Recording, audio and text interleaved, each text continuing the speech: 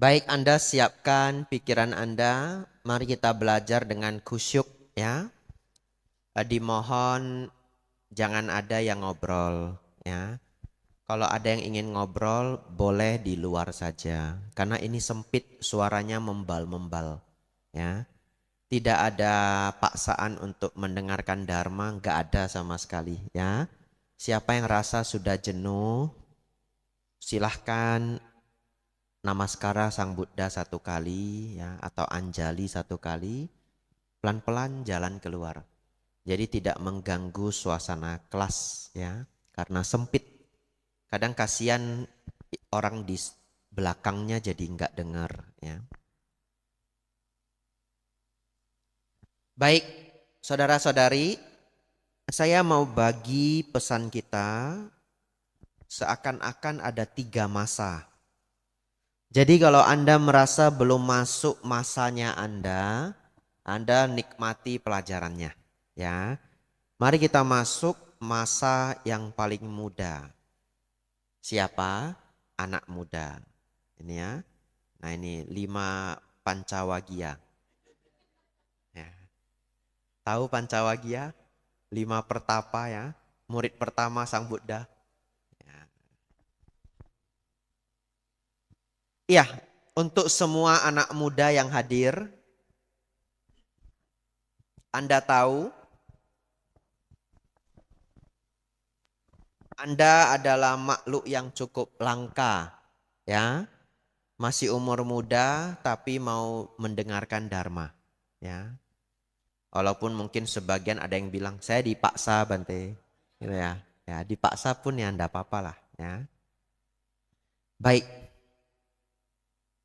saudara dengar baik-baik, kenapa Anda perlu belajar dharma? Dan kenapa sulit sekali anak muda belajar dharma? 3 hal paling penting di dunia ini tidak boleh kurang. Kalau kurang, hidup Anda sulit. Ya, hidup Anda jadi sulit. Apa 3 itu? 1, kesejahteraan. 1, kesejahteraan. Tidak dipungkiri lagi ya, tidak ada uang. Saya langsung to the point lah, karena dengan anak muda ini. Tidak ada uang, hidup itu sulit. Setuju Bapak Ibu? Ya, setuju sekali ya. Ya. Bahkan Bante Utamo mengatakan 90% masalah rumah tangga itu karena ekonomi. Kata Bante Utamo, bukan Bante Abhijato. Ya. 90% itu ya hampir semua ya. Ya, oleh karena itu anak adik-adik di sini yang masih muda, Anda harus belajar untuk mengembangkan dan mempertahankan kekayaan, kesejahteraan. Bahasa Inggrisnya wealth. Kita nggak cerita rich. Ya, ya apa bedanya Bante katanya? Kalau rich itu keuangannya diparlentein. Nah itu bahasa kerennya. Ya, kelihatan kaya. Ya memang kaya, kalau nggak kaya nggak bisa kelihatan kaya juga. Ya, kaya tapi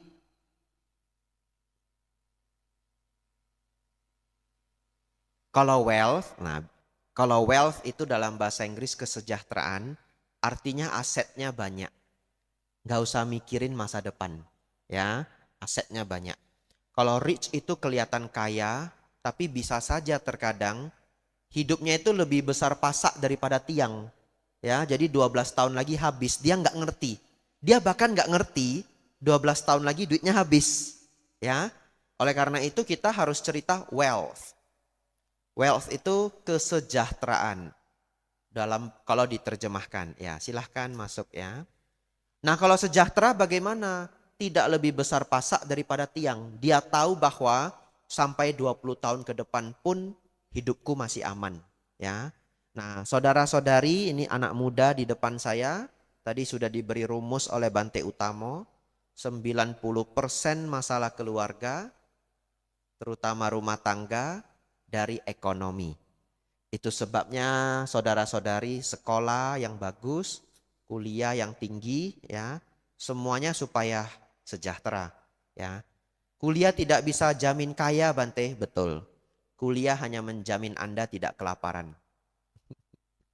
Ya, kuliah menjamin Anda tidak kelaparan.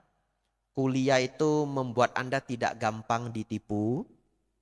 Kuliah itu bisa mengembangkan pengalaman-pengalaman lapangan.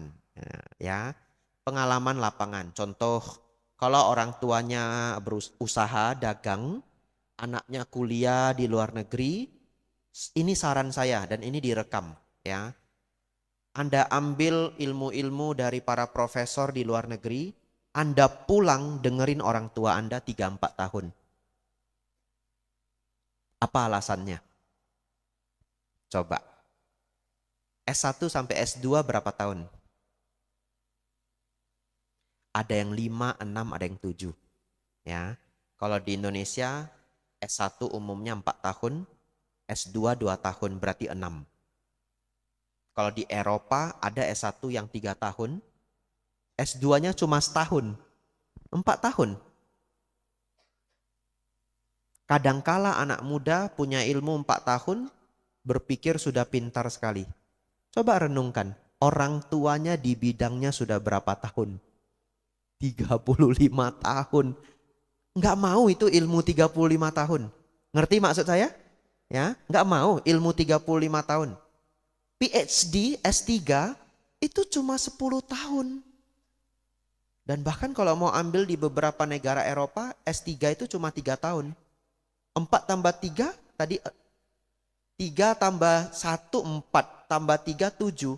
Anda kalau beneran mau S3 dalam 7 tahun bisa loh. Ya, cari program-program yang paling singkat di Eropa sana, di Belanda, di Jerman yang singkat-singkat. 7 tahun PhD. Orang tuanya mungkin kerja pagi, siang, sore, malam enggak kelihatan 30 tahun. Ya. Jadi saudara-saudari nanti entah kuliah di Samarinda, Jakarta, luar negeri, Australia, mana-mana. Anda kalau pulang ikut orang tua, nggak harus pulang ikut orang tua. Tapi kalau memilih pulang ikut orang tua, ini saran saya. 3-4 tahun jadi orang bodoh. Ya. Kenapa Bante jadi orang bodoh? Supaya ilmunya turun semua. Nah, setelah 4 tahun Bante, boleh pinter sedikit. Ya, Anda jangan lawan ayah Anda, ibu Anda kalau mereka pegang dagang 3-4 tahun serap semua ilmunya. Apapun yang mama bilang benar. Apapun yang papa bilang benar. Tahun kelima, Pak ini kayaknya nggak benar. Boleh. Tahun ke-5. Ini contoh aja ya, jangan beneran dilawan ya. Ini contoh. Anda baru masuk tahun pertama, Pak, ini sistem gudang mana boleh begitu. Gantilah digital, pakai barcode. Ini harus begini, itu harus begitu. Bongkarlah semua. Ini di apa loh, pengalaman saya pribadi, saya pernah lihat ayahnya pegang dagang yang sangat bagus, anaknya pulang dari Amerika, dipegang sama anaknya, langsung bisnisnya begini. Turun. Ya, kenapa? Nah, dia pikir dia pintar sekali. Di Indonesia, ya harus ikut permainan di Indonesia. Ya, ini khusus anak muda ya, bahasanya agak modern sedikit. Saudara-saudari, hilang kertas saya. Ya. Saya tidak lanjut bagian kekayaan atau kesejahteraan karena itu bukan ranah saya. Saya hanya mau memberi sedikit masukan. Kalau yang pulang ikut orang tua, ambil ilmu orang tua. Ya, Anda gabung dengan ilmu modern Anda. Lanjut nomor 2. Kesehatan. Saudara-saudari, kalau semua sudah dimiliki, tapi tidak sehat, bisa bahagia? Ya, nggak bisa bahagia. Ya, oleh karena itu, jagalah kesehatan dengan baik. Walaupun akhirnya kita akan sakit, tetapi diusahakan kesehatannya bertahan sebaik mungkin. Ya, kalau sudah sakit gimana Bante? Kalau sudah sakit, tentu temannya adalah dhamma. Ya, sabar, diobati ya. Dalam hati punya konsep, walaupun tubuhku sakit, pikiran tidaklah sakit ya. Pada saat tidak bisa bertahan, renungkan kesabaran tapa tertinggi. Kesabaran tapa tertinggi. Melihat tubuh ini mulai rusak karena penyakit, renungkan anicca. Ya, tidak ada yang tidak rusak, tidak ada yang tidak hancur.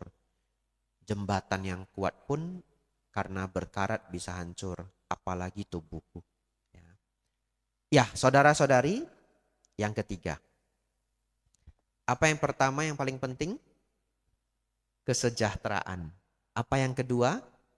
Kesehatan. Nah, yang ketiga ini untuk anak muda, pancawagya. Kebijaksanaan. Dan ini sangat underrated. Ya, sangat underrated. Ya. Underrated artinya apa, Bante? Kelihatan sepele, padahal sangat penting. Ya, underrated. Saudara-saudari, ada pengusaha besar di provinsi apa, enggak boleh tahu. Ya, saya rahasiakan. Kenapa Bante rahasiakan? Takut juga saya dicari sama dia. Dia orang kuat ya, orang kuat, punya banyak gedung, bukan banyak ruko, banyak gedung. Ya, kalau cuma banyak ruko mungkin masih selamat lah saya. Kalau banyak gedung ini susah juga. Saudara-saudari,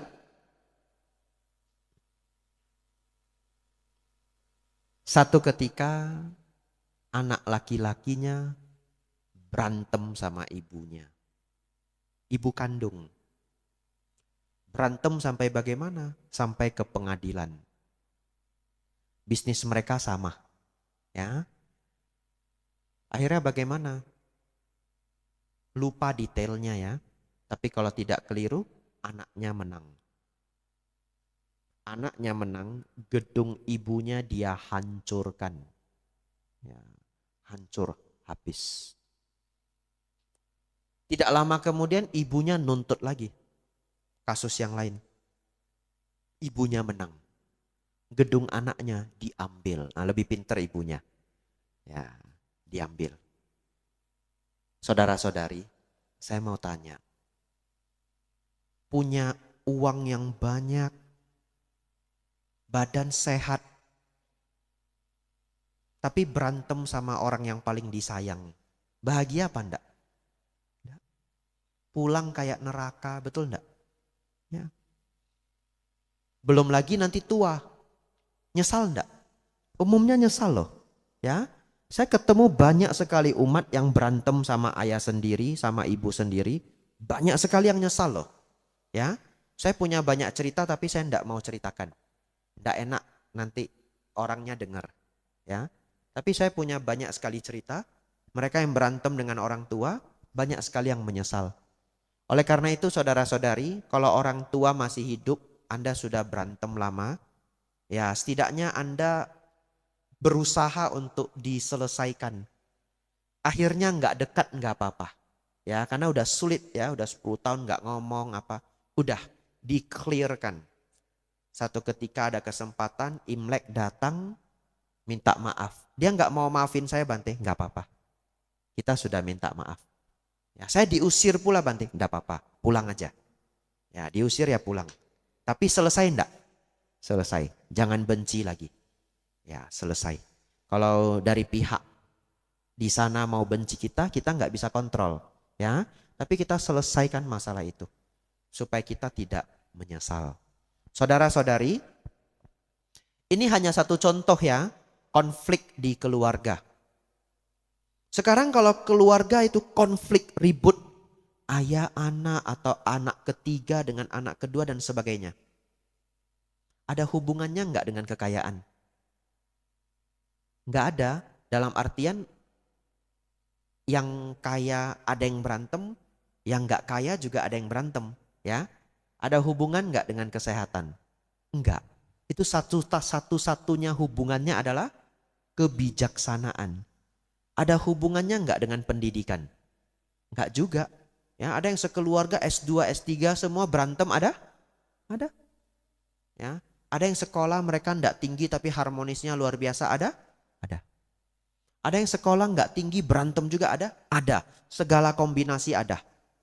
Oleh karena itu adik-adik yang sudah mau hadir di sini, terpaksa maupun tidak terpaksa, ya, Anda ingat kata-kata saya ini.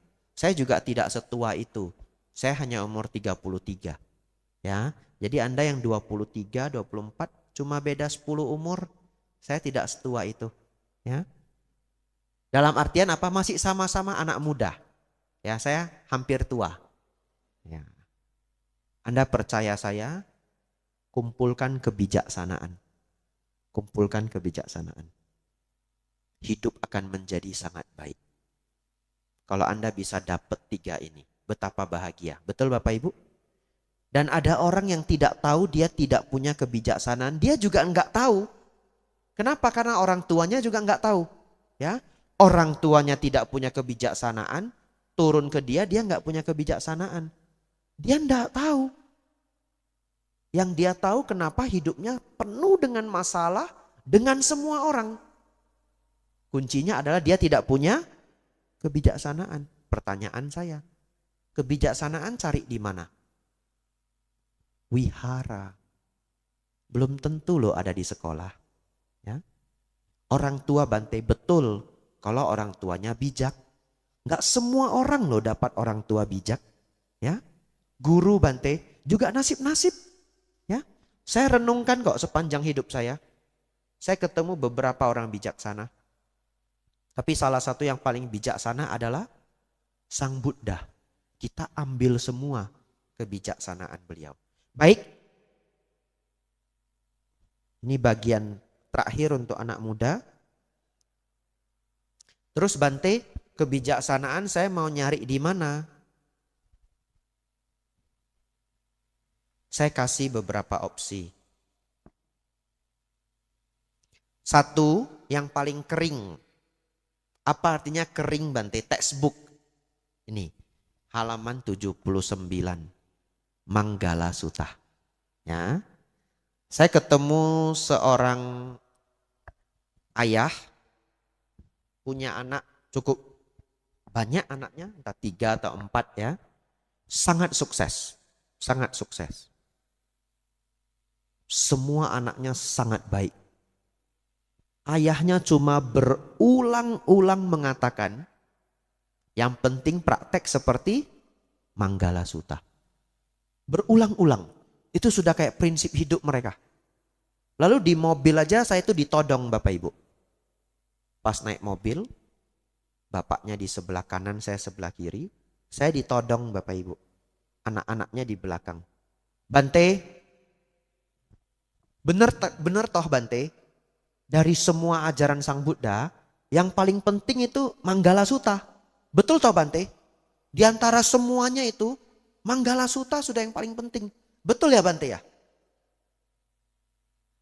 Sebenarnya kalau mau dijawab betul kan enggak ya? Ada Paticca Samuppada, betul ya? Jalan mulia berunsur 8 dan yang lain-lainnya. Saya diem gini. Tapi saya mikir ya, anak istrinya ada di belakang. Bapak ini sudah berkonsep Manggala Sutta adalah yang terbaik, tertinggi, terbaik. Kalau saya bilang, bukan Pak, bukan Manggala Sutta, saya takut diturunin juga Bapak Ibu. Ya, Bante jalan kaki aja, ya selesai persahabatan kita gitu. Lalu saya mikir, saya jawab begini, iya Pak, Manggala Sutta itu salah satu yang terpenting. Salah satunya cepat-cepat. Iya Pak, Manggala Sutta itu salah satu yang terpenting. Nah, tapi Bapak Ibu Saudara, nanti Anda pulang Anda baca sendiri. Ternyata memang Manggala Sutta ini adalah seperti rangkuman kurikulum seluruh ajaran Buddha. Jadi ini kurikulumnya. Ternyata Bapak itu bilang Manggala Sutta adalah yang terbaik, itu sudah benar. Nanti kita belajar yang lainnya semua nyenggol Manggala Sutta. Luar biasa sekali loh. Ya, saya buktikan ya.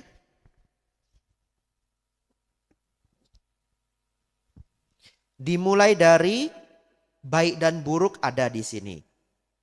Hukum karma dalam artian jangan berbuat jahat ada di sini. Berarti sila selesai, betul ya? Membantu ayah dan istri menunjang, membantu ayah dan ibu menunjang anak dan istri. Senang melakukan kebajikan, berdana selesai, betul? Ya. Ini 38, saya hanya baca sebagian.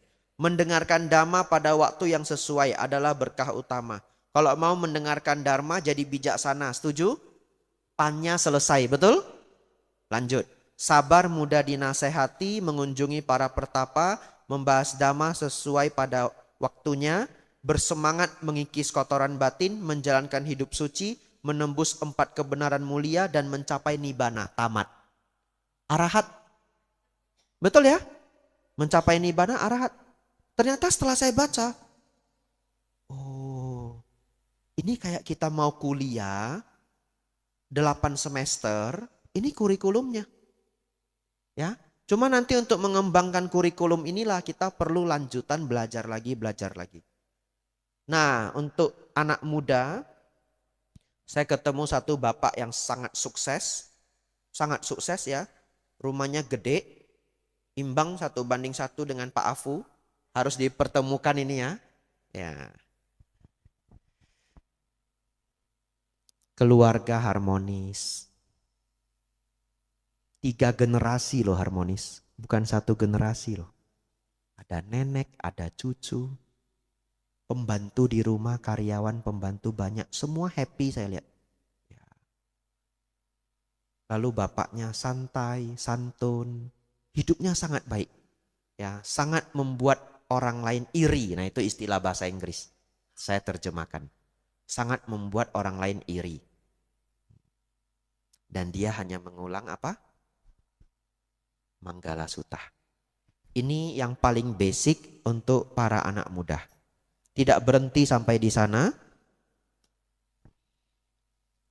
Anda silahkan kumpulkan kebijaksanaan sebanyak mungkin. Kalau mau dari Buddhism, ya harus mau dari Buddhism ya. Apalagi sudah ikut Dhamma kelas ya, harus mau dari Buddhism. Bante Utamo, Bante Panyawaro, ya, Acan Bram. Lalu ya saya pikir 3 itu sudah lebih dari cukup. Ya, Acan Bram bukunya tidak terlalu banyak. Kalau kita kumpulin semua ya mungkin hanya 5 atau 7 yang bagus-bagus. Anda baca pelan-pelan, Anda bisa dapat kebijaksanaannya Acan Bram. Ya. Bante Utamo pelajarannya banyak sekali di YouTube ya, didengarin 3 tahun juga nggak habis. Ya, tapi saya melihat karena beliau mengajar di banyak tempat, pesannya ya cukup berulang. Tapi pesan yang berulang itu membuat kita bisa ingat ya, Bante Utamo. Terakhir adalah buku populer. Ya. Bertahun-tahun yang lalu saya habiskan begitu banyak buku populer dan di sana menambah kebijaksanaan dalam porsi yang besar, ya. Dan bisa membuat saya mengerti dharma dengan caranya orang barat. Orang barat itu punya cara bagaimana menyederhanakan hal yang rumit. Jadi adik-adik di sini yang masih muda, ya, saya sarankan senang membaca. Baca buku-buku high quality, kualitas tinggi. Gimana carinya Bante? Salah satu caranya Anda lihat ratingnya. Anda bisa tulis best of the best books, buku terbaik. Anda punya persoalan apa yang ingin dipelajari, cari bukunya. Ini kita cerita anak muda ya.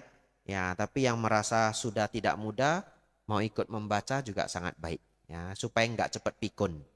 Ya. Bante baca 3 halaman aja ngantuk Bante, ya tidur.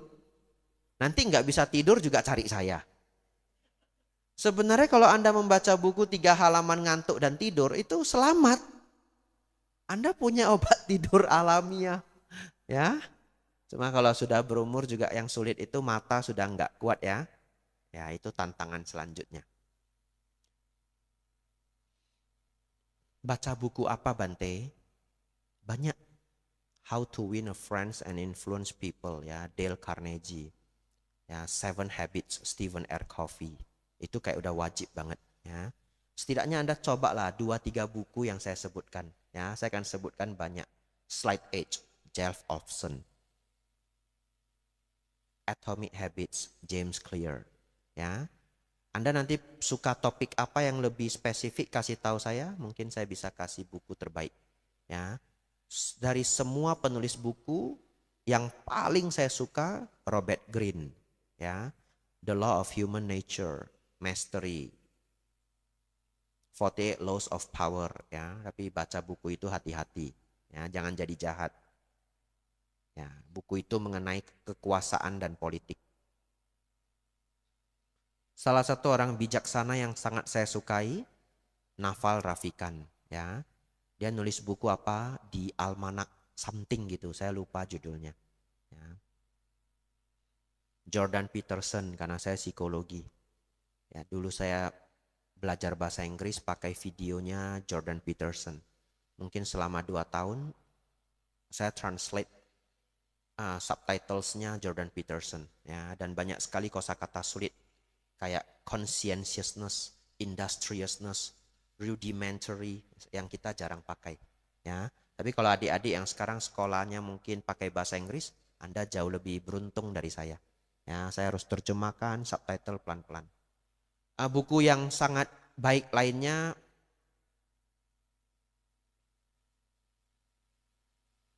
tergantung topik apa yang Anda suka, ya. The Four Agreements, ya, sangat bagus. Ya, kebijaksanaan dari Meksiko. The Four Agreements. Kalau Anda orang yang suka negative thinking, boleh coba membaca The Four Agreements, ya. Dan lain-lain, terlalu banyak. Mark Manson, Outlier, lalu Malcolm Gladwell, Tipping Point, Everything. I can keep saying it. Anda mau minta 30 lagi pun saya masih ada 30 lagi. Ya, Bante kok pamer? Enggak pamer. Memang bahasa sama anak muda harus begini. Terus terang saja. Ya, saya baru dikritik, kritik yang membangun. Ada yang kritik saya. Bante, saya dengar Bante setelah pulang dari Amerika, ceramahnya kok sering pakai bahasa Inggris. Saya mikir, kayak dari dulu saya pakai bahasa Inggris. Kalau Anda udah lama dengerin ceramah saya. Tapi Anda mau tahu enggak kalau saya mau jujur? Pulang dari Amerika, saya nggak berani pakai bahasa Inggris. Beneran. Ternyata apa yang saya pelajari di Indonesia selama ini, sampai di sana ngobrol sama orang bule, bobempe, ting putong. Ngerti, tapi banyak sekali yang miss. Banyak sekali yang miss. Ternyata yang kita tonton di video lewat YouTube dan sebagainya, itu adalah bahasa Inggris yang kayak udah mereka formalkan. Saya susah jelaskannya, ya. Kalau video pelajaran dari dosen, dari apa, saya bisa ngerti semuanya. Tanpa subtitle, saya bisa ngerti semuanya. Tapi percakapan harian, saya terkejut loh. Saya enggak bisa ngerti loh. Saya bisa miss 30%. Sampai mereka tahu bahasa Inggris saya itu bukan orang native. Bukan orang Chinese yang lahir di sana. Karena kalau kita wajah Chinese pun dia pikir kita lahir di Amerika. Tapi begitu dia lihat kita kagok, ya, oh dia sadar kita bukan dari sini, dia turunin level bahasanya. Saya baru ngerti. Lalu saya pernah ketemu ibu-ibu orang kulit hitam. Ibu-ibu orang kulit hitam di jalan tiba-tiba panggil saya. Hi, you're a monk, right? Buddhist monk. Kamu biku bahasa apa, biku Buddhis ya? Ya, saya bilang. Lalu dia ngomong, cepat sekali. Pardon? Apa ini? Mampus saya ya toh. I can't understand you. Saya sudah bilang I can't understand you. Saya nggak bisa ngerti kamu. Dia ulang lagi. Pulang aja lah saya, ya. Anda cari ceramah saya dalam bahasa Inggris. Nggak ada. Jadi setelah saya tiba di Amerika, saya jadi pesimis. Jadi saya dapat kritiknya bagus, ya. Bante kok seneng pakai bahasa Inggris setelah pulang dari Amerika. Mungkin dia mau ngingetin saya, apakah Bante jadi sombong gitu ya? Enggak. Saya di sini di Samarinda saya mau ngaku. Setelah saya tiba di sana, saya jadi nggak berani ngomong bahasa Inggris. Ya. Kalau beberapa hal saya keluarkan bahasa Inggris itu karena 2 hal. 1, saya ngajarnya banyak anak muda. dari kampus yang pakai bahasa Inggris. Ya, banyak sekali kampus di Jakarta pakai bahasa Inggris. Jadi, ya saya pakai aja bahasa Inggris karena beberapa hal itu lebih kena pakai bahasa Inggris. Contoh, don't take rejection personally. Don't take rejection personally. Ada yang paham? Paham ya? Yang bisa bahasa Inggris paham. Don't take rejection personally. Itu mau diterjemahkan sulit. Bisa kok Bante, bisa. Don't take rejection. Jangan ambil penolakan. Personally, secara pribadi. Masih nggak kena. Ya, jangan ambil penolakan secara pribadi. Nggak kena. Terjemahkan lagi. Jangan sakit hati karena ditolak. Gitu ya. Ya, jangan sakit hati karena ditolak. Tapi Anda tahu enggak? Enggak pas 100%. Tetap lebih enaknya itu don't take rejection personally. Tapi saya keluarkan kalau ngajar di Jakarta, saya tahu semuanya ngerti ya. Kadangkala keluar peribahasa Inggris, dog eat dog world. Dog eat dog world itu sangat terkenal. Diterjemahkan jelek. Dunia di mana anjing makan anjing. Bahkan itu aja udah ditambahin. Kalau mau diterjemahkan bulat-bulat, dunia anjing makan anjing. Nah ini dia aja ketawa. Jadi memang beberapa hal nggak bisa diterjemahkan biar dapet feelingnya. Kok saya jadi curhat ya? Saudara-saudari,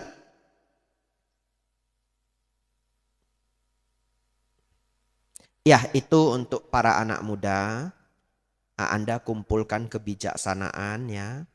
Kalau Anda merasa orang tua Anda tidak pinter parenting, Anda baca buku parenting ya. Kalau Anda merasa orang tua Anda tidak pintar kelola uang ya, pernah sukses kemudian jatuh gitu, berarti Anda cari buku-buku tentang keuangan ya.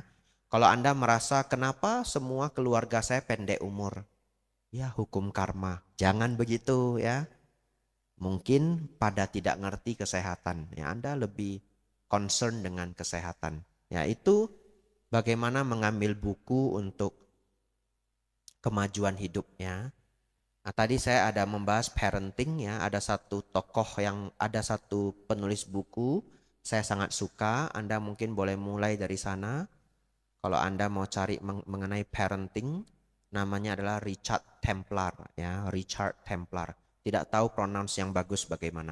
Tapi Richard Templar. Ya Anda nanti cek di Google. Selesai untuk anak muda.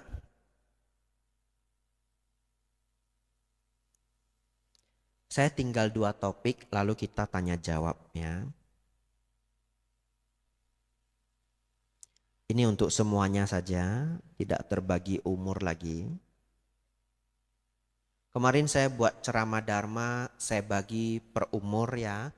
Seru sekali pelajarannya menurut saya, per 10 tahun dari usia 0 sampai usia 60. Itu talk show di Palembang dengan Pak Ponijan ya. Saya mikirnya 4 hari Bapak Ibu ya untuk nyusun pelajaran itu. Makanya masih saya promosiin sampai sekarang ya.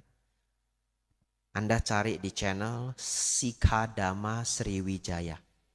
Ya, wihara di Palembang, Sikadama Sriwijaya. Talk show-nya, videonya mungkin 2 jam atau 4 jam, gak usah takut. Anda klik aja, langsung cari di bagian ceramah itu dimulai. Ya. Ada nasihat dari Bante Subala, 25 menit. Lalu ada pelajaran dari saya, sepertinya pas 1 jam, lalu tanya jawab. Ya. Seru banget, banyak sekali pelajaran-pelajaran menarik, karena mikirnya 4 hari. Ya. Anda bisa lihat bagaimana ceramah Dharma yang dipikirkan 4 hari.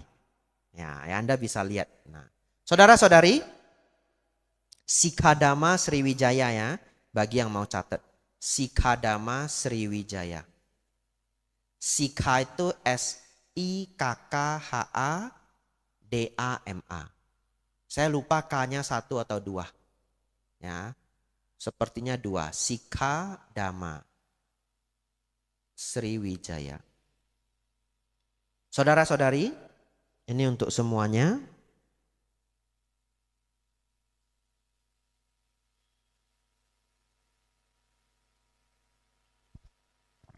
Latihan Dharma itu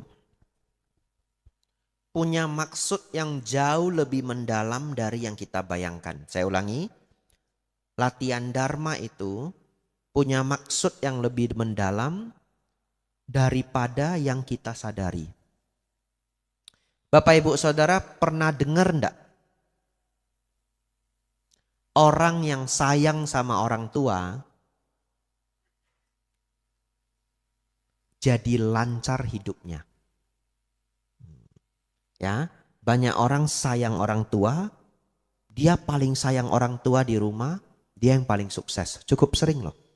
Ya. Atau kita balik. Anda bisa ketemu banyak orang sukses, sangat sayang orang tua. Bahkan mafia. Jadi kadangkala kalau saya ketemu orang tidak sayang orang tua, saya tuh miris. Saya berpikir, you lebih jelek karakternya dari mafia. Ya. Kalau kita waktu kecil saya nonton mafia-mafia Hong Kong ya. Udah kejamnya minta ampun sama anak buahnya, sama musuhnya. Begitu mamaknya datang, betul enggak? Mak Cik Hamid mau makan apa? Mamaknya bisa marah-marahin dia. Tapi itu luar biasa. Ya.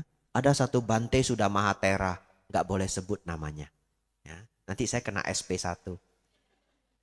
Bantenya sudah Mahatera. Sangat berpengaruh di Indonesia. Kiprahnya sangat luar biasa. Semua murid segan sama beliau. Satu ketika beliau makan nasi goreng, banyak seafoodnya. Nasi goreng seafood ya. Sudah baca doa, sudah mau makan, sudah mulai mau makan. Tiba-tiba mamanya balik. Mamanya balik, lalu ngomong begini ke Bante yang Mahatera itu. Jangan makan banyak udang ya, kolesterol. Bantenya sudah umur 60-an, Mahatera. Ya, dimarahi sama mamanya. Jangan makan ini cumi-cumi, hati-hati. Ibaratnya begitu ya, saya nggak tahu lapasnya bagaimana ya. Saya nggak hadir di sana. Ya, saya diceritain orang. Nah, lalu bantenya gimana? Iya mah gitu. Luar biasa enggak Bapak Ibu? Ya, itu sangat luar biasa. Kasih sayang kepada seorang ibu. Saudara-saudari, pertanyaan saya. Kenapa orang yang sayang orang tua cenderung sukses? Kalau Anda mau jawab pakai Dharma, gampang. Karena ladang kebajikan yang besar, betul? Orang tua, Brahma di rumah, betul. Tapi ada satu lagi. Saya sebutnya hidden training. Nah, pakai bahasa Inggris nanti dikritik lagi saya. Aduh. Itu refleks Bapak Ibu ya. Karena keseharian semua pelajaran saya dalam bahasa Inggris. Sekarang refleks pun udah nggak boleh. Ya, nanti saya dikritik lagi. Hidden training. Pelatihan yang tersembunyi, amsyong lah. Pelatihan yang tersembunyi. Nah, gitu ya. Nah, saudara-saudari, banyak sekali pelatihan yang tersembunyi dalam Buddha Dharma. Renungkan. Ya, nggak usah dijawab, renung aja. Ya. Yang benar dapat nih apel ya.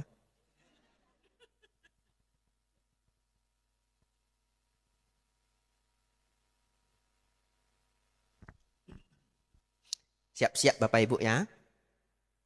Ini saya mikirnya lama. Dan Anda bisa dapat jawaban yang logis.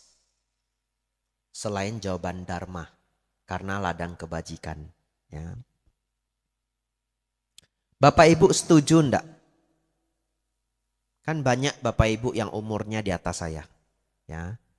Saya sering ketemu orang sukses. Saya dengerin cerita mereka. Tidak semua tapi banyak.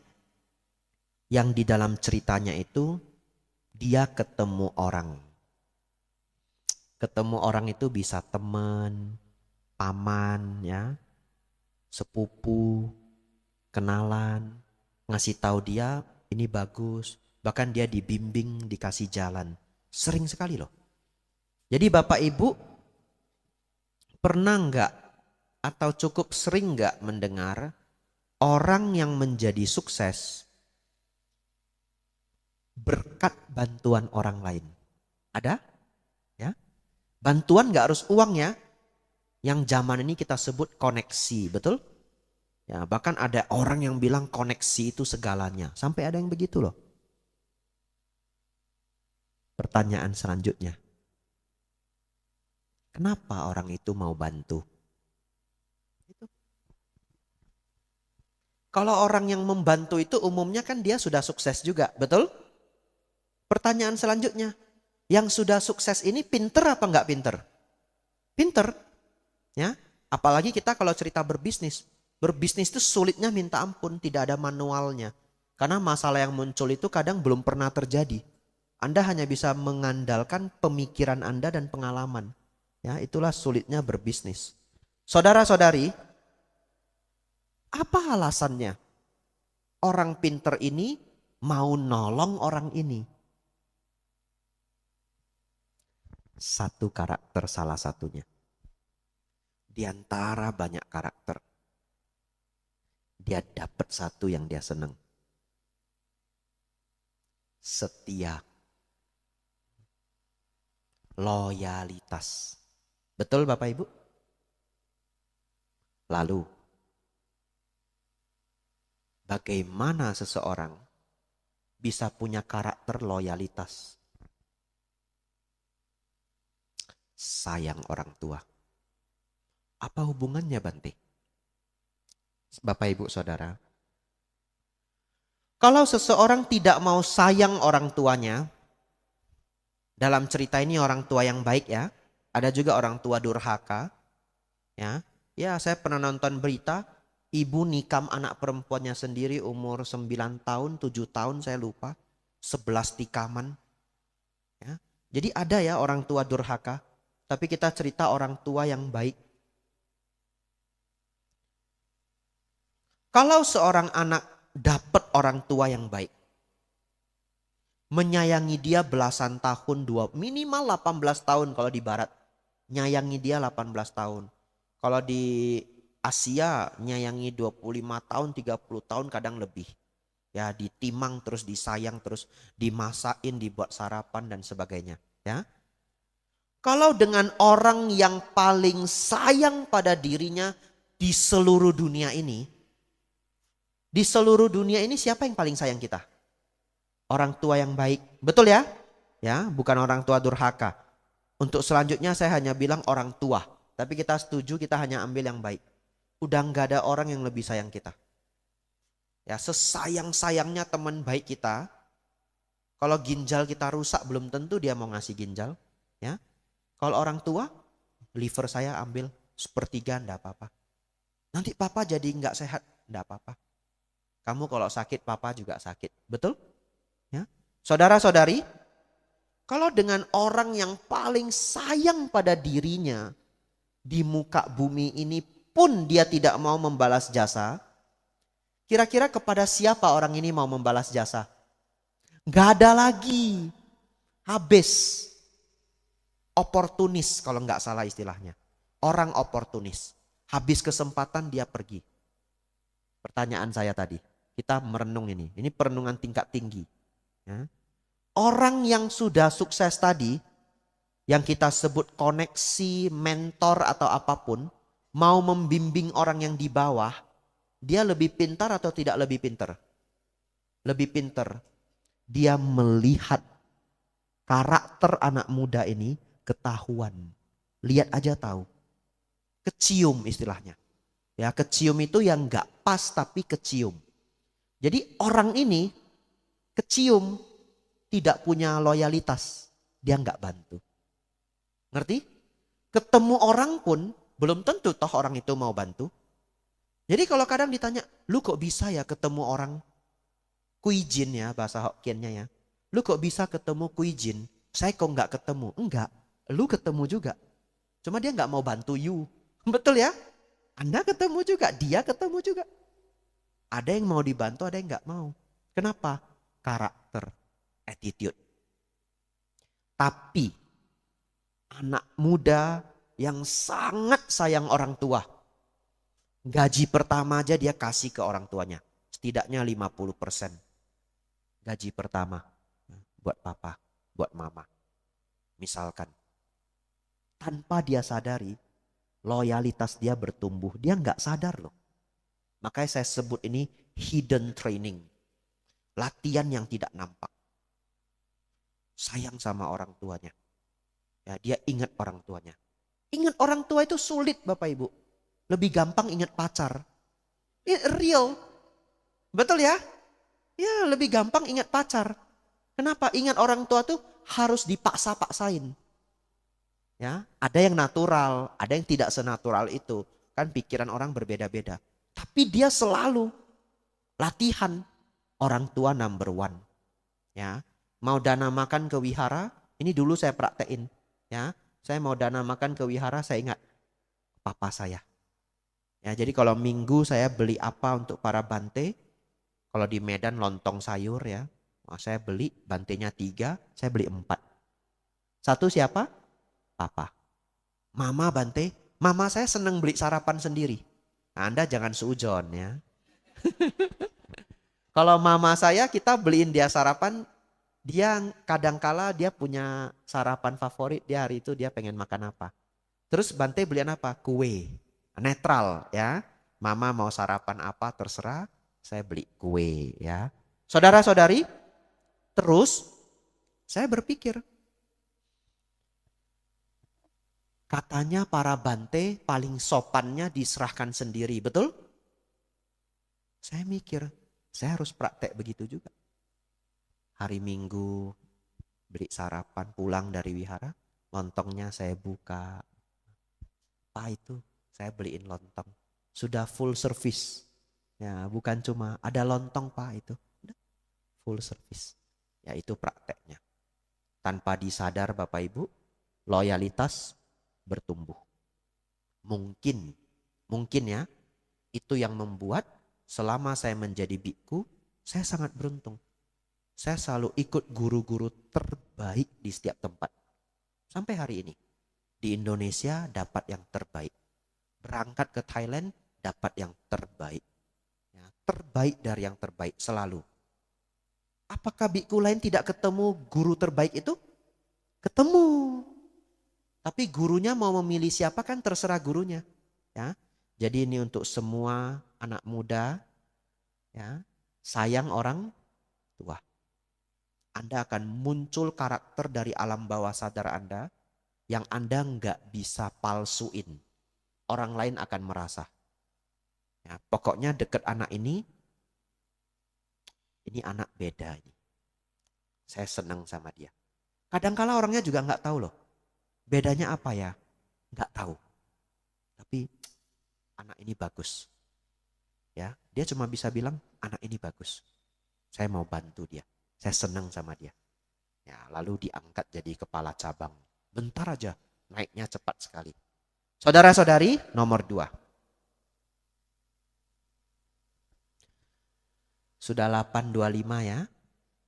Gak usah tanya lagi lah nanti ya, habis. Ya, boleh ya, mau bertanya juga boleh. Saya ikut aja. Ya, sampai agak malam juga enggak apa-apa.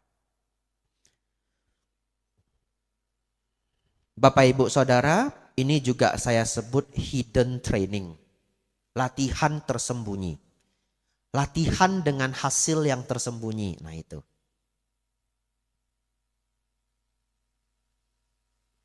Banyak sekali orang berdana memberikan sesuatu kepada orang lain dengan harapan rezekinya bertambah. Ada Bapak Ibu? Ada. Boleh? Sangat boleh ya. Semoga rezeki saya lancar. Semoga apa yang saya lakukan lancar. Sangat baik. Tapi jangan berhenti sampai di sana. Bapak Ibu Saudara harus mulai latihan ketika berdana, munculkan setidaknya 50%. Ya, kalau bisa lebih bagus. Pemikiran apa? Ingin Anda bahagia. Ngerti? Kalau selama ini kita berdana untuk pengharapan kita, ada bahasa Inggrisnya self-centered. Saya terjemahkan. Terpusat pada diri, ya. Karakter keterpusatan diri. Mikirin diri sendiri dulu. Kalau selama ini kita berdana untuk karma baik, supaya rezeki lancar, supaya kesehatan lancar, pertanyaan saya, itu berpusat pada diri sendiri enggak? Iya ya, namanya self-centered. Itu ada egonya. Saya ingin ajak Anda latihan yang lebih tinggi. Ketika Anda berdana, munculkan pemikiran, semoga Anda bahagia atas dana yang diberikan ini. Semoga Anda senang. Semoga Anda bahagia. Kalau bisa 100% luar biasa. Kalau belum bisa 100%, 50%, 70%. Semoga Anda berbahagia. Dan toko saya lancar. Gitu ya. Kenapa? Kenapa Bapak Ibu? Sama jawabannya. Anda pernah enggak ketemu orang?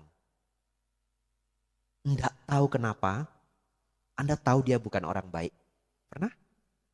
Ya, dia enggak ngomong loh. Lihat aja. Sudah ngomong sama keluarganya, hati-hati, kayaknya bukan orang baik. Kok tahu? Ya, feeling, instingnya. Tapi salah satunya apa? Body language dia. Dan itu sesuai dengan dharma. Kok bisa Bante? Apa yang Anda pikirkan, itulah yang Anda ucapkan, itulah yang Anda perbuat.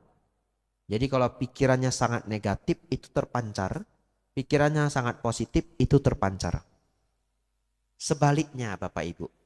Kalau kita sudah bisa mulai belajar, setiap tindakan kita itu untuk membahagiakan orang lain. Membahagiakan orang lain. Kendati pun dimulai dengan 50%. Naik ke 70%. Naik ke 80%. Tubuh Anda itu akan terpancar ketulusan. Dan Anda nggak bisa malsuin itu. Nggak bisa malsuin itu. Itu adalah hasil latihan jangka panjang. Sebaliknya, Anda ketemu orang, orangnya nggak tahu mengapa. Dia hanya bilang, saya senang sekali loh deket sama dia. Ya. Nyaman begitu. Kok bisa? Nggak tahu. Ya. Saudara-saudari, itu adalah kebajikan yang berbuah, yang bahkan orang tidak tahu bagaimana menjelaskannya. Oleh karena itu saudara-saudari, praktiklah dhamma dengan sepenuh hati, Anda dapat manfaat jauh daripada yang bisa Anda pikirkan. Hari ini saya keluarkan atau saya ajak Anda merenung dua hal yang belum terpikir, betul ya? Masih banyak yang lainnya, ya. Tapi dua hal yang tidak terbiasa kita pikirkan. Terakhir sebagai penutupannya, semoga belum terlalu lelah. Bapak Ibu Saudara, terutama yang belum kenal saya, ya. Nama saya Bante Abijato. Bagi yang baru pertama ketemu, saya ingin menyampaikan inti pokok ajaran Buddha. Ya. Bagi Anda yang baru pertama kali bertemu saya,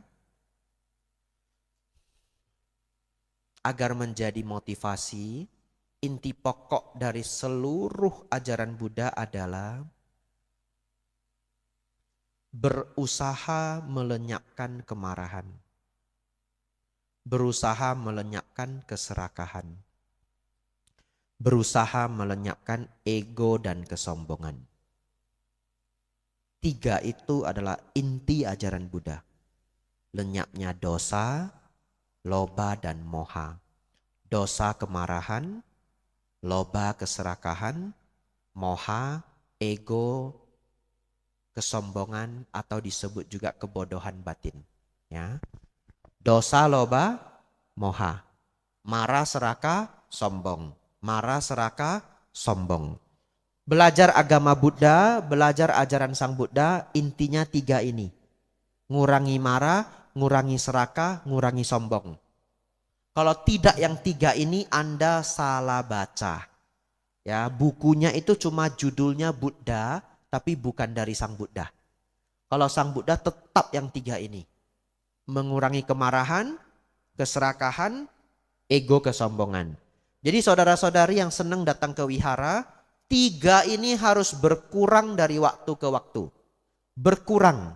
Kalau lenyap sulit, ya, arahat kalau lenyap. Setidaknya berkurang. Bante, dia sudah 5 tahun di wihara, masih galak Bante. Apa jawabannya? Kalau dia latihannya sudah baik, dulu lebih galak lagi. Betul? Nah, kalau dulu lebih galak lagi berarti berhasil enggak? Berhasil ya.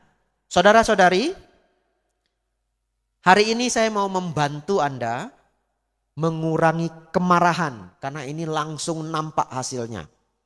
Yang lain kita bahas di lain waktu.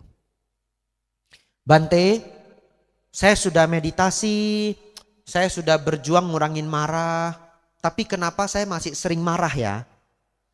2 hal. Yang satu, mungkin badan Anda terganggu, tapi saya enggak bahas ini. Badan Anda terganggu maksudnya apa? Anda cek tensi Anda besok. Ya. Kalau tensi 170 gimana? Mau nafas masuk, nafas keluar, emosi. Nafas masuk, nafas keluar, emosi. Mau meditasi dari Buddho, Buddho, Buddho. Tensi 180, emosi, emosi, emosi. Tensi harus 120 ke bawah atau 120. Kalau sudah umurnya sangat banyak ya 130-an. Tapi kalau naik ke 160, 170, Anda kepengen marah sendiri. Enggak ada salah juga kepengen marah. Ya. Terus gimana Bante? Berobat sebelum stroke. Ya, berobat. Pergi ke dokter. Ya. Gula darah terlalu tinggi, sama bisa emosi. Kenapa? Badannya enggak enak. Ada racun, ya. Ada racun. Gula kan bukan racun Bante. Ya, gulanya terlalu tinggi, badannya meradang, namanya inflamasi. Badannya meradang, badannya lelah, ginjalnya capek, ngamuk dia, ya. Radang terlalu tinggi. Ya, kalau di Indonesia orang belum pernah ngecek radang. Tingkat radang terlalu tinggi itu nggak enak badannya, ya. Kok bisa radangnya terlalu tinggi Bante? Biasanya terlalu banyak gorengan. Ya, atau makanan proses, pengawet, pewarna, dan bahan kimia lain, termasuk juga tepung. Tepung itu sebenarnya sudah ultra processed food, UPF namanya, itu radang akan meningkat. Ya. Asam urat tinggi juga gampang depresi. Vitamin D terlalu rendah juga gampang depresi. Kalau saya lanjutkan jadi seminar kesehatan. Ya. Tapi kalau Anda gampang stres, gampang marah, mungkin badan Anda bermasalah. Sakit mah, ya. Belum sakit tapi asam lambungnya udah tinggi. Nah, itu juga gampang sekali gak nyaman gitu. Baik, cerita badan tidak sehat kita kesampingkan. Anggap ini badan sudah sehat ya. Badan sudah sehat. Bante, badan saya sudah sehat Bante. Masih mau marah Bante. Sering sekali saya marah Bante. Seminggu 5 kali. Minum vitamin aja enggak 5 kali seminggu. Baik, ini jawaban terbaik saya. Siap-siap ya. Respon Anda keliru. Itu. Respon Anda keliru. Apa maksudnya? Kita selalu merespon dunia Bapak Ibu. Ya, apapun yang terjadi di kita itu kita respon. Terutama dalam bentuk ucapan dalam hati. Tapi Anda tidak sadar. Ucapan-ucapan dalam hati itu kita dapat dari orang tua dan lingkungan. Kita dapat, itu disebut template. Ya, template itu apa bahasa Indonesianya? Cetakan, ya, lebih kurang cetakan. Nah, Udah template-nya begitu, udah cetakannya begitu. Kita hanya mengulang. Itu yang kita download dari kecil, kita masukin ke kepala kita. Saya kasih contoh. Bapak Ibu anggap ya, kita semua pedagang. Anggap ya, kita semua pedagang. Jualan. Kita semua pedagang. Contoh yang pertama, orang tua kita, ini contoh ya. Orang tua kita dagangnya itu dari waktu ke waktu turun. Nggak bagus. Ya, sampai akhirnya tokonya tutup. Kita belajar dengan ayah yang dagang nggak pinter. Contoh ya. Baik, ikut si ayah. Si ayah packing barang. Orangnya belanja, dia packing. Lalu dia tanya, sudah semua Pak? Sudah. Nah, dia mau tutup toh bonnya ya. Tiba-tiba orangnya nambah. Anggaplah toko obat ya. Karena saya dulu jual obat Bapak Ibu ya. Contoh yang lain saya bingung ya. Itu bedak Johnson Johnson ada? Ada. Ah mau ya 2 botol. Pergi ambil 2 botol. Ada lagi? Itu aja. Tutup ya. Mau tutup, mau packing ini. Fitcom ada, Fitcom. Fitcom itu murah. Jadi ngambilnya kesel. Ya, Fitcom ada. Berapa lusin? 3 aja yang jeruk. Selusin pun enggak. Begitu ya. Ada lagi? Coba dipikir. Itu aja. Jalanlah ke belakang. Ini udah emosi nih. Ya. Jalan ke belakang, dia ngomong apa di belakang? Sikit-sikit nambah macam beli banyak banget. Habis waktu saya ngurus dia 1 orang. Anaknya rekam enggak? Rekam loh. Anaknya rekam loh. Keluar lagi. Udah mau packing. Minta Hansaplast Jumbo 2 ya. Ini mau apa lagi?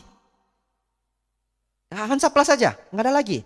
Yakin? Sampai digituin pelanggannya. Kabur enggak? Kabur. Pelanggannya kabur.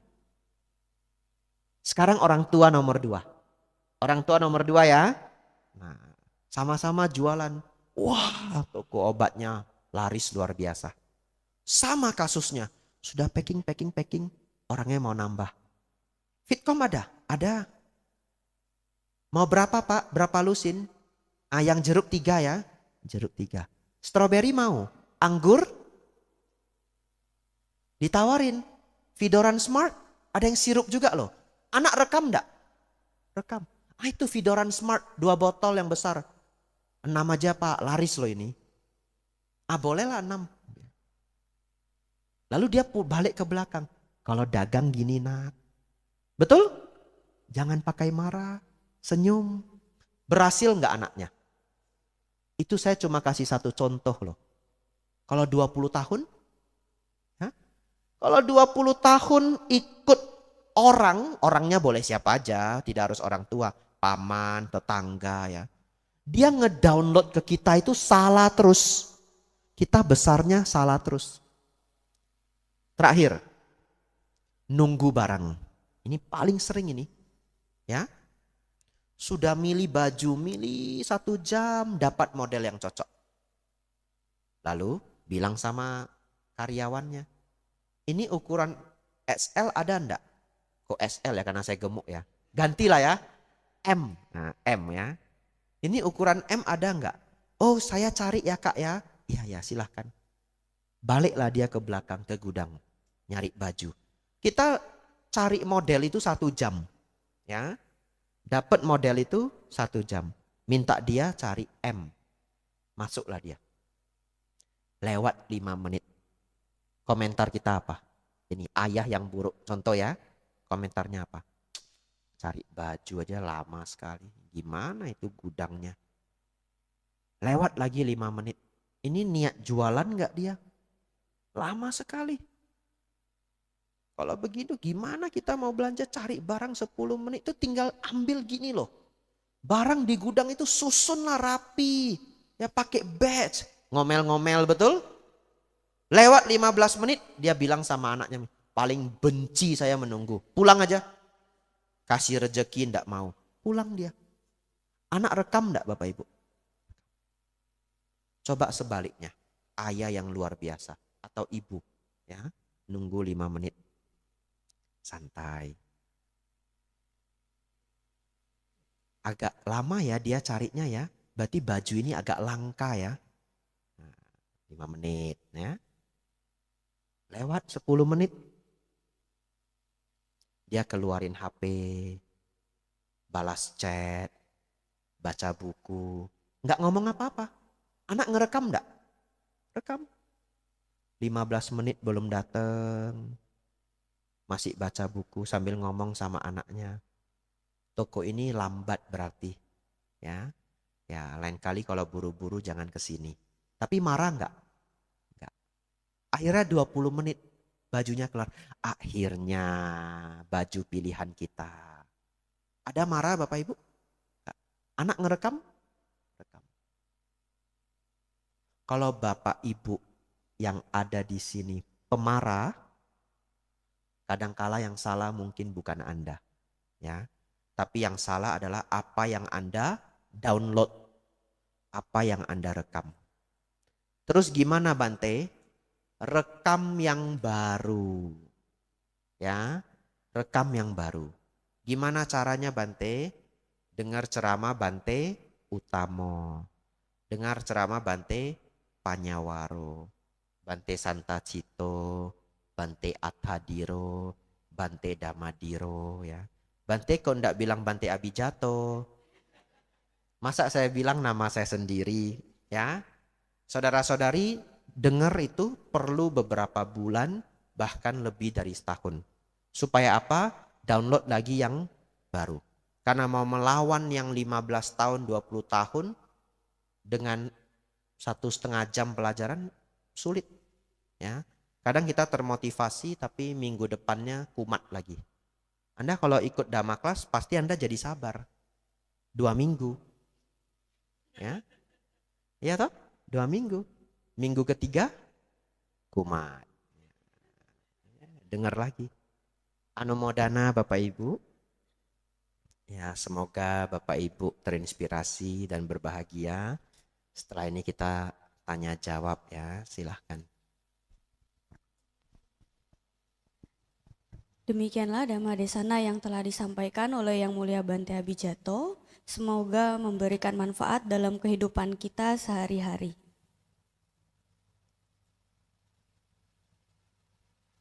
Saya akan buka 2 pertanyaan terlebih dahulu. Saya akan mengutamakan kepada Bapak Ibu atau saudara-saudari yang belum pernah bertanya. Itu didahulukan, bukan berarti tidak boleh, boleh. Silakan 2 pertanyaan, 1 orang 1 dulu ya.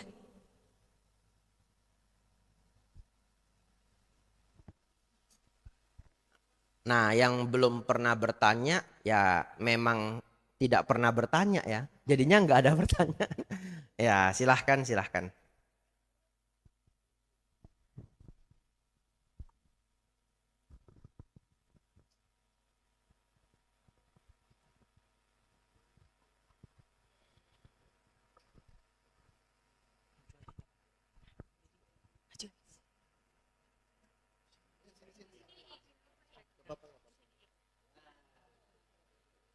Selamat malam Bante, Namo Selamat Buddhaya. malam, Namo Buddhaya.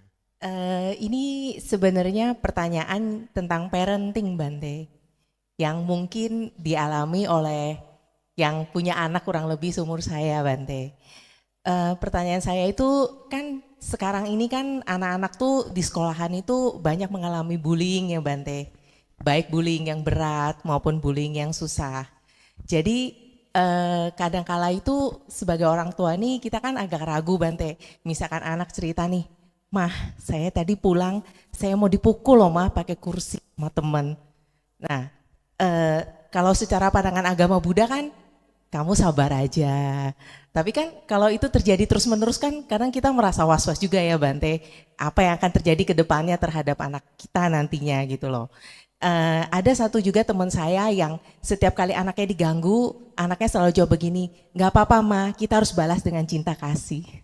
Nah, tapi besok-besoknya nanti diganggu lagi, ada lagi yang masalah-masalah begitu. Sedangkan bullying ini kan bisa terjadi dimanapun ya Bante, bisa di sekolah, di tempat les, bahkan mungkin kalaupun sudah dewasa nanti di tempat kerja pun bisa terjadi seperti itu. Jadi kalau menurut saya sih, kalau kita memindahkan anak dari sekolah atau apa karena bullying itu bukan solusi, karena itu bisa terjadi dimanapun. Cuman jadi inti dari pertanyaan saya ini yang ingin saya tanyakan adalah menurut pandangan Bante, kira-kira kita sebagai orang tua itu apa yang suppose kita sampaikan kepada anak? Apakah kita suruh dia melawan ataukah kita suruh dia bertahan atau bagaimana? Karena salah satu contoh tuh ketika ke toilet aja Bante ya, saya selalu mengingatkan anak saya kalau kamu pergi ke toilet sendirian, kalau ada yang mau mengganggu kamu dan sebagainya, kamu harus melawan. Oh itu nggak boleh mah, kita nggak boleh menyakiti orang lain. Nah selalu kadang jawabannya gitu, tapi saya kan sebagai orang tua juga was-was ya Bante, apalagi kan banyak masalah yang enggak gitu nah Bante. Apa ya istilahnya? Ya kurang lebih seperti itulah Bante. Jadi menurut yang saya tanyakan kira-kira bagaimana menurut pendapat Bante? Itu aja Bante. Terima kasih Bante. Ya, sama-sama ya. Di bukunya Acan Bram ya, Cacing dan Kotoran Kesayangannya, ada satu cerita yang sangat bagus. Ada seekor ular, dia dibenci sama semua binatang di seluruh hutan. Dibenci. Ya. Lalu dia naiklah ke gunung, berjumpa ular pertapa. Ini kan cerita fiksi ya. Berjumpa ular pertapa. Lalu ular pertapa ini bilang, bagaimana kamu tidak dibenci binatang satu hutan? Kamu gigit orang terus, begitu ya. Lalu pertapanya bilang, kalau kamu tidak mau dibenci, kamu jangan gigit orang. Lalu ular ini berpikir, wah baik-baik saya akan latihan, tidak akan gigit orang. Pulanglah dia ke tempat tinggalnya. Setahun berikutnya, ular ini naik lagi ke puncak gunung nyari ular pertapa. Lalu dia bilang begini, ular pertapa, saya sudah dengerin kamu, gak gigit orang. Sekarang tupai aja berani nginjak kepalaku. Kelinci aja berani nginjak badanku. Ini gara-gara kamu, gitu ya. Pertapanya bilang apa? Saya hanya minta kamu jangan menggigit. Saya tidak meminta kamu jangan mendesis. Ular kan mendesis ya. Artinya apa? Dari kebijaksanaan ini, kita berjuang tidak menyakiti siapapun. Tapi kita harus tahu cara menghentikan orang lain menyakiti kita. Ya. Dan itu adalah skill sosial yang harus diajarkan ke anak. Saya tidak tahu bagaimana caranya secara lengkap karena zaman sudah berubah, ya. Tapi yang paling klasik itu ya kalau dia masih di bawah 5 SD ya, lapor ke guru misalkan, ya. Begitu dia diganggu, langsung lapor, jangan pakai tunda. Nah, anak seperti itu nggak mungkin diganggu gitu. Apalagi kalau dia dipukul, begitu hari itu dipukul, langsung datangin kepala sekolah. Se-ekstrim itu. Iya nggak apa-apa se-ekstrim itu. Ngajarin anak se-ekstrim itu, dia nggak akan diganggu. Kenapa? Ini kalau ceritanya anaknya perempuan ya. Nah, laki-laki ya juga boleh. Karena dulu saya punya guru. Beliau guru terbaik di sekolah saya, dapat hadiah cincin emas. Saking hebatnya beliau ya, dapat award dari yayasan atau dari kepala sekolah saya lupa, hadiahnya cincin emas. Namanya Ibu Sumarni, ya. Ya, namanya Ibu Sumarni. Ibu ini sangat luar biasa, enggak pernah mukul murid, enggak pernah bentak murid sama sekali. Tetapi kelas sebandel apapun tidak berkutik sama beliau. Hebat. Bagaimana cara beliau? Itu yang saya pelajari banyak dari beliau. Beliau selalu menghentikan perilaku buruk begitu perilaku itu start. Jangan nunggu besar. Contoh kalau ini kelas. Ada yang ngobrol. Beliau nggak mau nunggu kelas itu ribut. Tapi begitu satu orang entah di mana ngobrol, dia langsung panggil. Langsung. Contoh, Michael. Anggap nggak ada yang namanya Michael ya. Begitu ngobrol, Michael, ke sini. Langsung maju. Apa alasannya Anda berbicara ketika saya mengajar? Apakah A, kamu meremehkan saya? Apakah B, kamu menganggap pelajaran bahasa Indonesia tidak penting? Apakah C, kamu sudah lebih pintar dari saya sehingga tidak perlu mendengarkan saya? Apakah D, apalah gitu ya? Apa?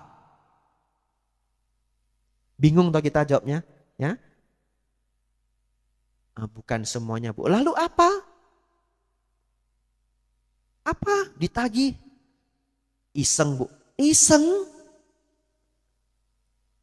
Terus saya harus bagaimana? Kamu iseng, saya harus bagaimana? Dihukum, Bu. Kamu yang bilang ya. Beli buku 12 halaman. Disuruh beli buku 12 halaman. Nulis. Saya berjanji tidak akan berbicara di kelas bahasa Indonesia. Enggak worth it. Enggak worth it. Cuma ngobrol sama teman. Semalam Titanic lu nonton enggak?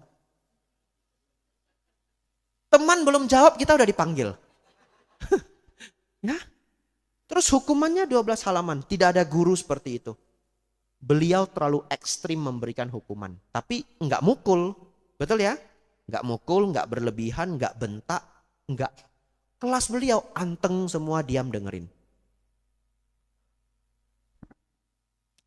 Ribut yang kedua kali. Orang yang sama. Begitu ngomong, Michael keluar dari kelas saya 1 minggu. Hukumannya itu terlalu berlebihan, tapi tidak melanggar kode etik. Tidak perlu ikut kelas saya 3 hari atau seminggu, ekstrim banget. Yaudah, seminggu kita di depan kelas begitu.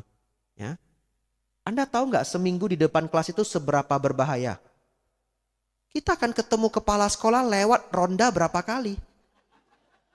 Betul ya? Akhirnya bagaimana? Bawa pensil dan rautan. Setiap kepala sekolah lewat, raut. Iya. Duduk. Nanti kepala sekolah lewat lagi, jalan ke WC. Siang Pak. Tapi seminggu itu ketahuan. Dia lihatin nih orang kok ketemu terus. Kamu kenapa di depan terus? Gak masuk pelajaran. Diusir Pak. Diusir. Sama siapa? Ibu Sumarni. Kamu ke kantor saya. Nah, kena lagi. Coba 3 kali ngobrol. Yang ketiga apa? Panggilan orang tua. Ternyata beliau tahu. Anak-anak yang bandel di sekolah. Umumnya anak broken home.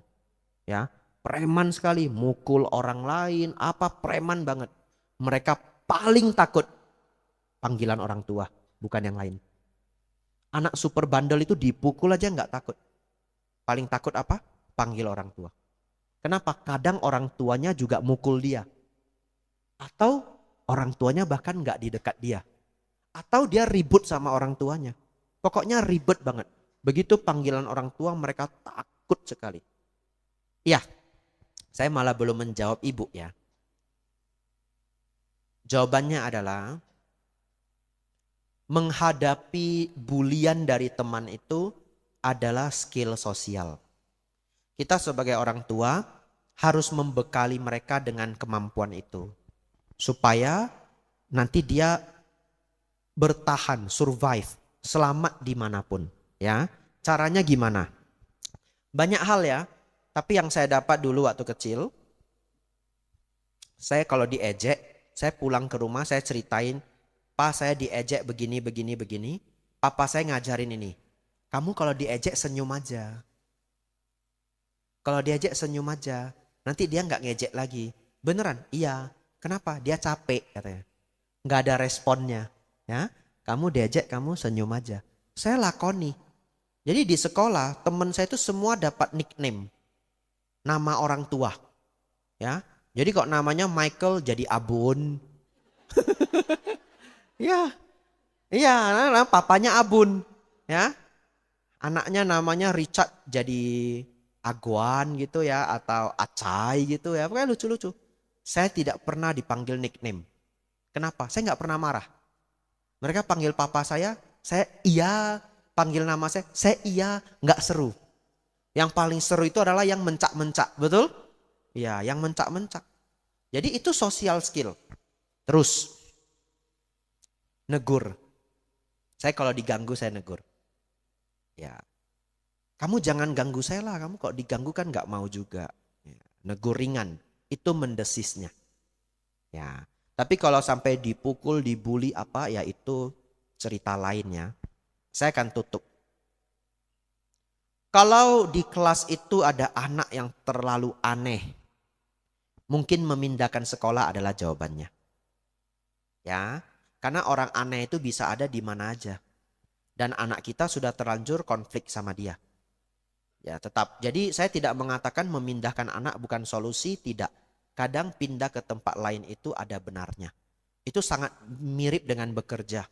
Ya, kadangkala kita bekerja dapat manajer yang aneh banget, konflik nggak berhenti-berhenti. Kerja 1,5 tahun seperti di neraka. Akhirnya apa? Resign, pindah ke tempat lain. Begitu ke tempat lain, wah ini baru namanya manajer yang baik, betul? Jadi orang yang aneh itu tetap ada. Itulah kebijaksanaan dan kecerdasan orang tua, dengerin cerita anak. Ya, dengerin secara lengkap kita bisa menilai temennya ini ekstrim tidak. Ya, mungkin kalau temennya ekstrim orang tua muncul datang ke sekolah. Ya, kalau anak SD, SMP masih segan kok sama orang tua murid. Ya, saya pikir ya strategi-strategi itu yang perlu diberikan oleh orang tua, cara bergaul yang baik. Ya, cara bergaul yang baik. Terakhir ya, dulu kalau ada teman yang bandel, papa saya selalu ngajarin kasih dia hadiah. Jadi saya selalu gerak dulu sebelum dia nyari mangsa. Ya, di kelas itu kayak selalu ada 1 atau 2 anak yang bandelnya minta ampun. Saya selalu berkawan dengan dia duluan dibanding yang lain. Ya, saya bisa bawa roti srikaya, roti coklat bagi ke dia, makan bareng ya. Karena saya laki-laki ya, rentannya itu berkelahi. Makan bareng. Laki-laki sudah makan bareng sekali nggak akan pernah berkelahi kok. Ya, udah nggak dianggap musuh. Ya, saya selalu mulai duluan dan itu ajaran papa saya dan saya berhasil. Bahkan papa saya bukan ajarin ke preman aja. Mohon maaf ya, bukan disambung-sambungin ya. Bahkan juga prakteknya kemana? Ke anjing. Ya, papa saya usaha tambak dulu. Jadi anjing kita 10 ekor, 15 ekor. Setiap saya mau ke tambak, dikasih roti Mary. Roti Mary kering, 2 bungkus, saya masih kecil. Masih TKB kelas 1 gitu ya, bawa roti Mary. Begitu sampai di tambak, bagi roti Mary ke siapa? Anjing. Sap, sap. Mereka nggak pernah gigit saya. Kenapa? Kasih roti. Ya itulah kadang menegur, kadang memberi hadiah, betul ya? Ya itu skill sosial, saya pikir itu bisa dibangun untuk anaknya. Anumodana ya, terima kasih. Sudah jam 9 malam Bapak Ibu Saudara, 1 pertanyaan terakhir siapa mau? Wah 3 ya, deketan lagi semua, silahkan. 3-3-nya boleh, saya jawab cepat-cepat. Ini kayak janjian ini ya, silahkan.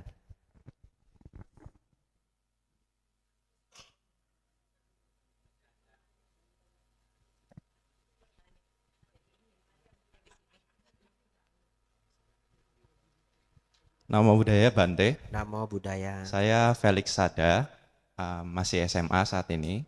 Cuma saya saat ini sering melihat di media sosial yang namanya gentle parenting Bante. Gentle parenting. Ya Bante. Artinya? Itu kalau zaman sekarang lebih ke ya kalau bahas latar belakangnya kayak memperhatikan mental health dari anak tersebut. Hanya saja terkadang itu menurut saya terlalu membebaskan anak-anaknya Bante. Jadi kayak, oh jangan dimarahin anaknya, nanti mental health-nya tidak baik, bla bla bla bla bla bla. Sedangkan kalau saya sendiri Bante, itu lebih kena zaman dahulu tuh parenting VOC Bante. Jadi ya keras memang papa saya, tapi didikan papa saya menurut saya sekarang berhasil. Karena ya respect pun dari situ ke orang lain. Nah, kadang-kadang saya melihat gentle parenting ini tidak efektif di zaman sekarang, Bante. Jadi kalau menurut Bante sendiri memang parenting yang bagaimana untuk saat ini diberikan kepada anak-anak, apalagi kalau misalnya usianya masih di ranah anak kecil.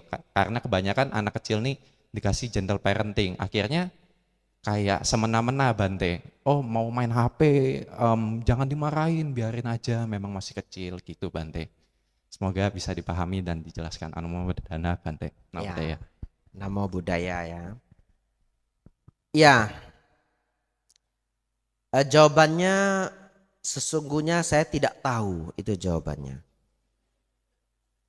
Ya, tapi saya akan menjawab. Tidak tahunya begini, maksudnya tidak tahunya itu adalah saya tidak tahu tipe tipikal parenting apa yang terbaik, itu saya tidak tahu. Karena saya hanya punya satu bentuk parenting dari orang tua saya, ya. Dan saya tidak banyak baca buku parenting, tidak pernah research parenting. Tapi bagi saya itu yang paling penting itu orang tuanya bijaksana. Nah, anak harus dikerasin atau dilembutin? Menurut saya tergantung karakter anak itu dan situasi. Gak bisa dikerasin terus. Ada anak yang dikerasin terus kabur. Kan tipe anak beda-beda. Ya, kabur loh, dia beneran gak mau pulang lagi loh dan akhirnya rusak. SMP 1 dia kabur gak mau pulang lagi, akhirnya rusak. Ada nggak kekeliruan di orang tua? Ya ada, karena anak itu kan masih kecil, betul ya? Nah, jadi menurut saya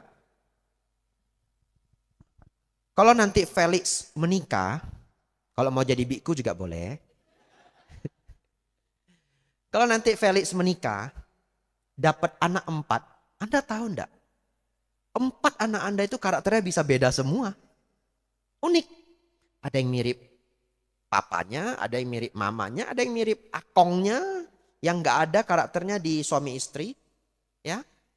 Lalu itulah kebijaksanaan Anda perlu melihat yang ini perlu diapakan, yang ini perlu diapakan. Kenapa saya katakan begitu? Karena saya dapat orang tua yang lembut. 3 anaknya semua sukses di bidang masing-masing.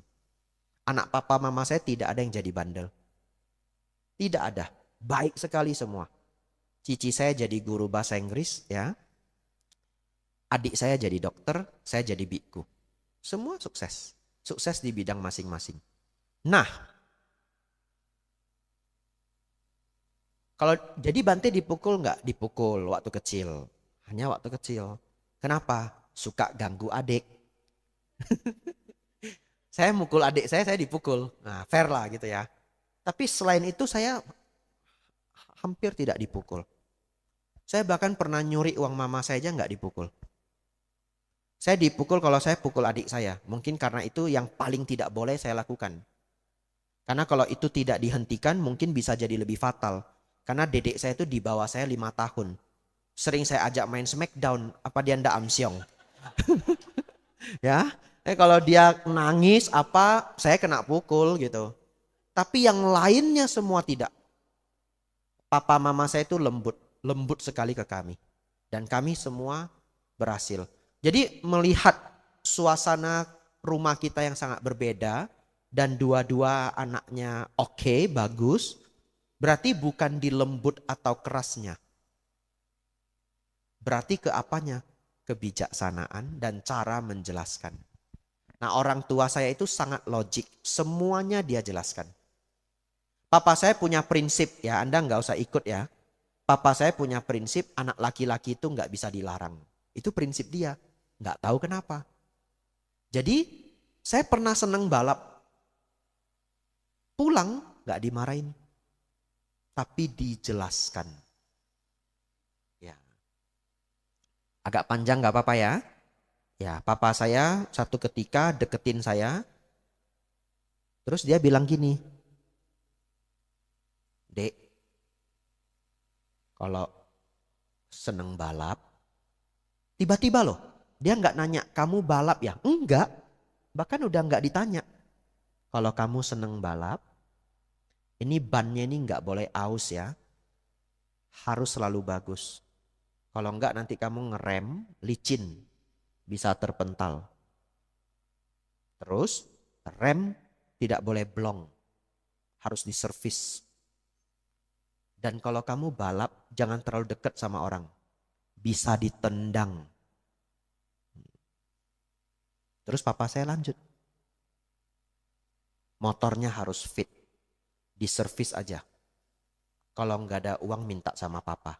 That is my father. Itu papa saya. Aneh ya? Anda aneh loh. Saya dapat orang tua yang kayak begitu loh. Kalau nggak ada uang, ambil uang sama papa. Tapi lanjut. Belum selesai. Kita kan udah seneng ya. Dia lanjut. Tapi kamu tahu enggak? Kalau kamu di jalan itu, lihat acek-acek umur 40, umur 50. Kenapa mereka enggak balap? Saya jawab, bolat Leo, sudah enggak ada tenaga.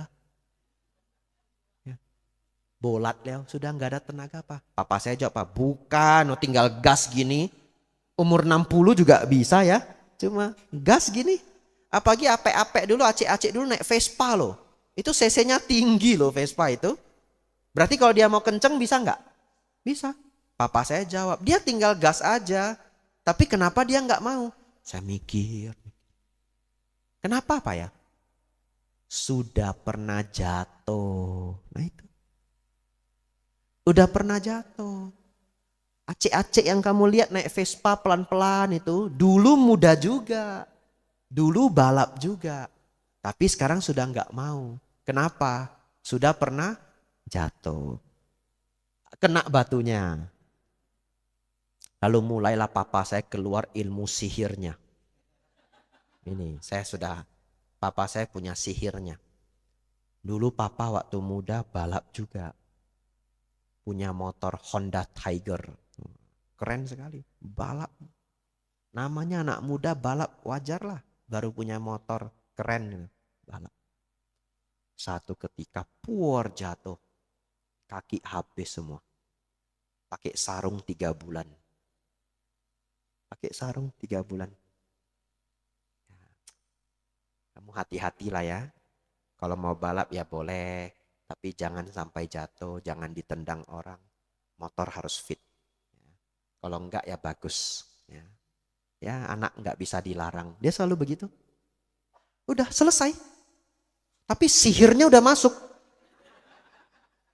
Betul ya? Besoknya saya mau balap langsung terngiang sarung. Pakai sarung 3 bulan loh. Kayak ada bayangan-bayangan. Gak bisa balap lagi saya. Gak bisa. Ya, kapok saya. Ya sudah, gak mau lagi.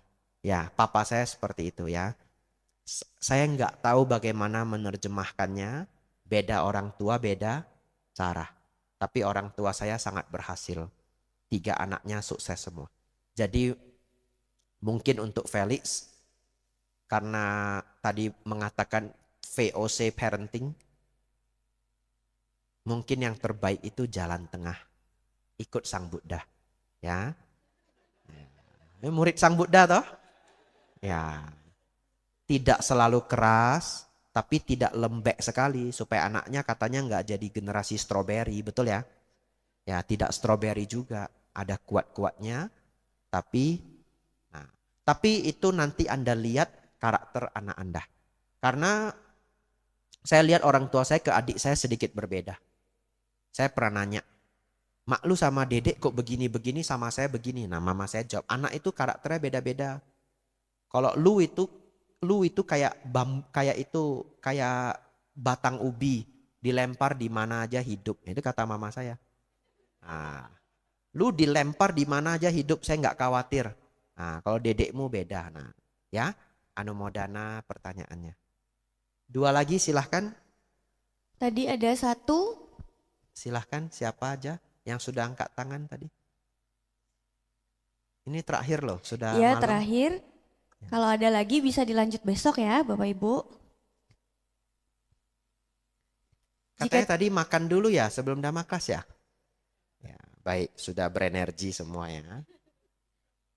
Siapa tadi terakhir, silahkan.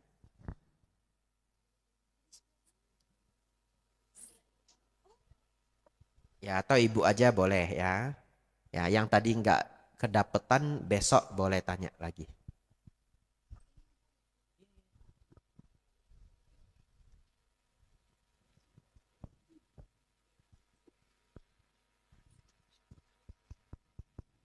Selamat malam Bante, Namo Buddhaya. Selamat malam, Namo Buddhaya. Saya senang sekali mendengar Dhamma dari Bante. Ya, rasanya sampai saya menitikan air mata, terharu saya mendengar apa-apa yang Bante sampaikan itu memang betul sekali. Jadi saya juga agak sedikit, mungkin saya curhat, tapi saya tidak lama. Saya pernah dulu tuh waktu mau sekolah di testing. Jadi di testing itu, terus dari penesting itu bilang, nanti kalau ketahuan ibu begini-begini, jangan bilang saya ya, katanya. Jadi kenapa saya demikian? Karena saya jujur. Saya jujur, saya ngatakan, Mister, saya mau melanjutkan studi saya ke luar negeri, karena kebetulan suami saya ada. Jadi karena mumpung ada itu, maka saya mau ngikutin jejak beliau. Nah, padahal Bante itu tuh dilarang, peraturan dari sana bahwa tidak boleh ada suami istri yang bisa studi bersama-sama. Nah, jadi saya juga akhirnya saya juga tidak terlalu niatlah. Akhirnya saya terpanggil Bante. Nah, saya terpanggil itu apakah saya karena saya jujur mengatakan bahwa hal itu betul terjadi atau mungkinkah ada penyebab yang lain. Nah, itulah jadi Bante segala sesuatu yang kita sampaikan dengan sepenuh hati apa segala macam itu rasanya tuh niscayalah pasti kita berhasil. Jadi karena kita ngomong sejujur-jujurnya apa adanya. Nah itu Bante yang pertama. Yang kedua Bante, kalau kita melatih meditasi Bante atau yang lain latih. Nah tapi kita kan tidak tahu kemajuan meditasi kita. Nah bagaimana kita bisa mengetahui dampak dari meditasi itu, apakah itu berhasil atau tidak gitu Bante. Karena biasanya itu kan orang tuh memarah kata Bante. Lalu dengan dia meditasi mungkin pemarahnya itu menurun, kadar marahnya menurun. Nah apakah hal-hal demikian itu bisa merupakan suatu indikator bahwa meditasinya itu mulai berhasil gitu Bante. Nah itulah terima kasih Bante. Terima kasih atas penjelasan Bante untuk selanjutnya. Ya, terima kasih Bu ya. 3 indikator untuk ibu untuk melihat meditasi itu berhasil. 1, kemarahan, keserakan dan kesombongan dalam keseharian berkurang. Ya, kemarahan, keserakahan, kesombongan dalam keseharian berkurang. Itu yang pertama. Yang kedua, batin kita cenderung damai dibanding sebelumnya. Ya, jadi kita sudah latihan meditasi 3-4 bulan, batin cenderung damai. Yang ketiga, ketika bermeditasi mulai merasakan kebahagiaan. Ya, jadi kalau awal-awal meditasi itu memang tidak membahagiakan, yang ada kesemutan. Ya, yang ada kok lama, kok capek, kok bosen gitu ya. Tapi sudah dilewati beberapa minggu, beberapa bulan, tiap orang berbeda-beda, ada yang cepat, ada yang lambat, mulai merasa nyaman dan bahagia. Ya, jadi ketika meditasi itu sudah bahagia kita rasakan, maka semuanya berkembang. Dalam artian meditasi kita semakin rajin, semakin kita rajin, meditasi semakin berkembang. Semakin kita berkembang, meditasi semakin rajin. Itu muter sampai menjadi sangat sukses. Ya, jadi itu 3 Bu ya. Dosa, loba, moha berkurang, cenderung damai dalam keseharian, ketika bermeditasi berbahagia. Anumodana pertanyaannya. Ya, saya ikut bahagia atas pengalaman hidupnya Ibu ya. Sadu. Ya, anumodana semuanya. Luar biasa semua sudah ikut sampai habis. Semoga Bapak Ibu Saudara senantiasa berkembang dalam Buddha Dhamma. Sabe sata bawantu sukhitata, semoga semua makhluk hidup berbahagia.